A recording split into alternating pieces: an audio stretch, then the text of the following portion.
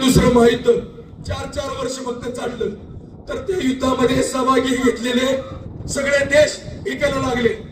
हे पण महाराष्ट्र 27 वर्ष झुंज देत होता. किती अडचणी आल्या असतील, किती गोष्टींचं नुकसान झालं असतील, घरदार संसार उद्ध्वस्त झाले असतील, शेती पिकली असेल का नसेल काय माहित नाही. म्हणून इतिहासकार सांगतात की खवा खाल्लेल्या आविर्भावात चिकुल खाऊन महाराष्ट्राची पोरं लढली. हे त्या परंपरेचे आपण पायिक आहोत.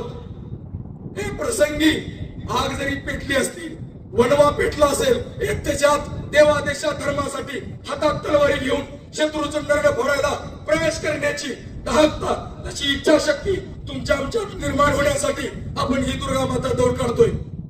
आई भवानीच्या पायाशी धावत जाऊन मागणं मागतोय की ह्या निर्लज्ज, गांडू, नपुंसक पुरुषत्व गमावलेल्या हिंदू समाजामध्ये पुन्हा एकदा शिवाजी महाराज, संभाजी महाराजांच्या परंपरेचं पुरुषत्व प्रदान कर.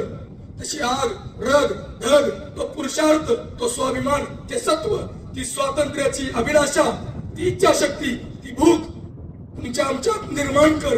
हे मागणं मागायला या आई भवानीच्या पायाशी जातो. उरलेले 3-4 दिवस राहिलेत. अजूनही आपला समाज तो पहाटेची झोप घेण्यात मस्त आहे.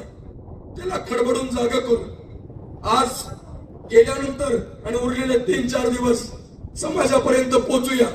उरलेल्या राहिलेल्या प्रत्येक हिंदूला दुर्गा माता दौडीमध्ये येण्याचं आव्हान करूया.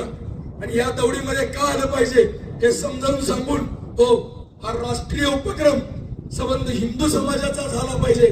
त्या दृष्टीनं संबंध हिंदू समाज या दुर्गा माता दौडीमध्ये देशासाठी मागणं मागायला सामील झाला पाहिजे. त्या दृष्टीने आपण प्रयत्न करूया.